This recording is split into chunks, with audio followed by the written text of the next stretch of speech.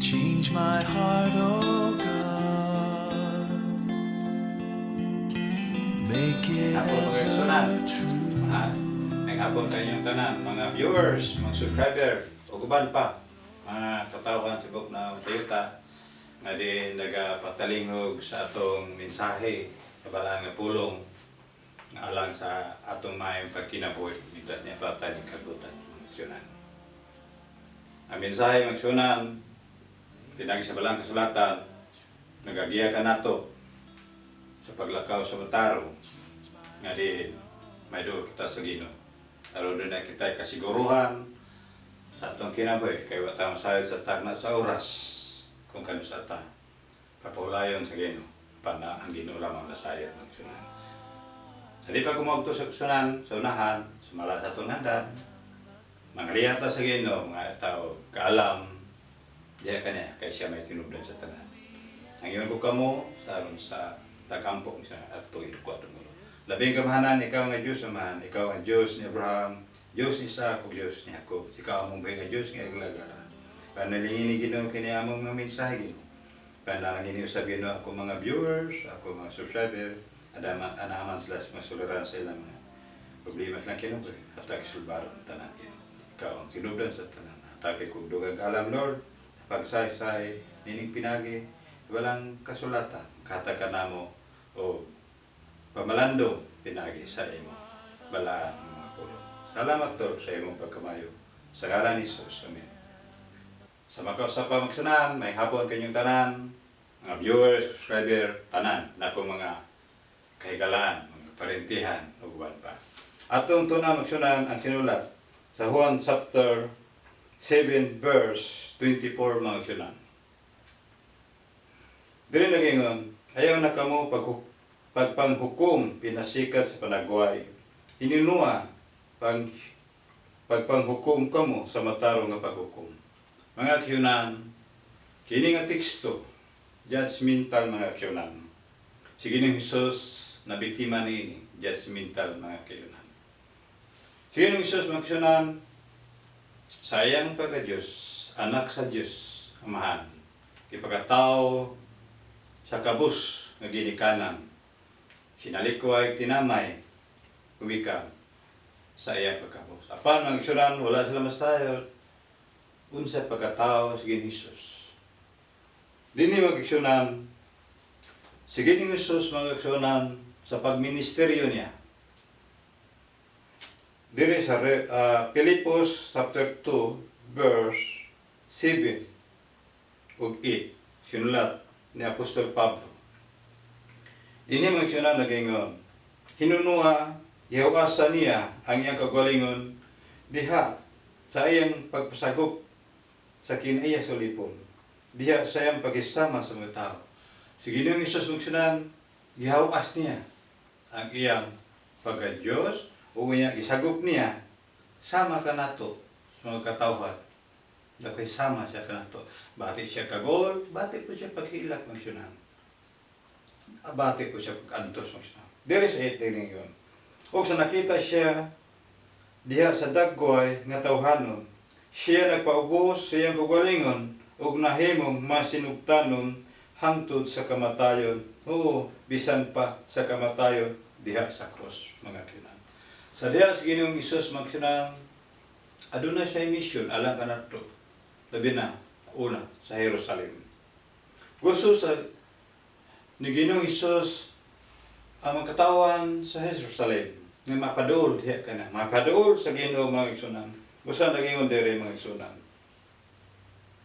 Sa Matthew chapter 23 verse 37 mga igsunan, naging diri 37 verse.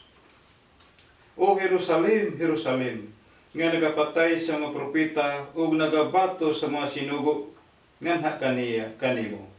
Sa makadaghan gipangandoy ko ang pagtigom unta sa imong mga anak, maingon sa himungaan nga nagatigom sa mga piso, ilalom sa mga pako, apan nagdumili kamo. Gidumilian si Ginoong Hesus sa mga Hudiyo sa taga Jerusalem mga kisran. Gumikan ilang pagtanaw ni Ginusos mga kaigsunan, ubos ang ilang pagtanaw ni Ginusos mga kaigsunan. Gani mga kaigsunan, sa diha naga binsahay si Ginoong Hesus sa mga katawhan sa Jerusalem mga kaigsunan. Ingon ang mga Hudiyo mga kaigsunan dinhi sa Juan chapter 7 verse 15 mga kaigsunan. Nagingon o mga Hudiyo nahibulong nini nga nagingon naunsa bang may katunan ng kining tawhana nga wala man unta siya maka-eskwela. Ilang gipakiubos si Ginoong Hesus mga kaigsunan. Gadjudge na sila mga kaigsunan sa usa ka tawo nga si Ginoong Hesus nga wala maka-eskwela. Wala sila makabalo nga si Ginoong Hesus mga kaigsunan. Lalang sa Espiritu Santo pinagi sa Diyos Ama. Ipagkatao lamang siya sa usa ka babae si Virgin Maria magsan. Ug ang iyang ama mao si Jose. Kanit mga kaigsunan, ipakaubos nila si Ginoong Hesus gumikan sa iyang ginikanan nga diin walay aram nga dungganon nga handianon mga kaigsunan. Ignan siya, waghani na siya ma-eskwela, magsunan. Asam na nakatuon siya o kaalam, ignan siya magsunan. Busa mga kaigsunan,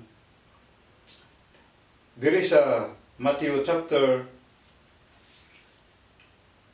13 verse 54 ingon, o pag-abot niya sa iyang kaugalingong lungsod, siya nanudlo kanila sulod sa ilang naguga sa ingon nga pagi nga tungod niya na nahibulong sila sa nagingon. Din ba niya makuha ang maong kaalam o kagahom sa paghimog mga milagro? Dili ba siya mauman ang anak sa panday, sa kahoy? Dili ba ang iyang inahan gingalan si Maria? O dili ba ang iyang mga igsoon lalaki mauman si Santiago o si Jose?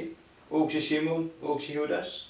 Mga kaigsunan, nag-judgmental na sila so sa katao nga si Ginoong Hesus. Ilang gitamay si Ginoong Hesus gumikan sa usa lamang ka ginikanan nga ubos lang pagtanaw ug amahan usa lamang kapanday mga kaigsunan. Mga kaigsunan, pag-abot sa paghukom kaigsunan sa pagpadayag niya sa Ginoo, ang maghukom mga kaigsunan mao ang atong Diyos Amahan o si Ginoong Hesus mga kaigsunan. Silang duha maghukom mga kaigsunan dinhi sa kalibutan sa katawan. Mabasa ka na kaigsunan sa 2 Timoteo chapter 4 verse 1 mga kaigsunan. Nining kapanahonan karon kaigsunan, daghan ang biktima nining judgmental. Daghan ang apriso gumikan sa judgmental. Ibutang-butangan ug sala wala nila mahimo. Apan hinungdan kaigsunan. Sa Psalms 101 verse 5, nagaingon diri kaigsunan. Bisan kinsa nga magbutang-butang siyang isikataw sa tago, palaglagon ko siya. Dili ako magantos niadtong tinawan nga mamahitason o kasing-kasing nga palay-bilabyon. Hinumdumi magsunan. Kung ikaw adunay magpahitason sa imong kaugalingon, judgmental ka, adunay tumbas di kanimo sa Psalm 101 verse 5. Si Ginoong Hesus giantos niya ang iyang kaugalingon tungod sa iyang gugma sa mga katawhan. Bisan daghan ang iyang mga kagul-anan, kasakit apan gigugma gyapon niya ang katawhan. Nagingon siya, amahan ko, pasaylo sila, kaya wa sila masayo sa ilang ginabuhat.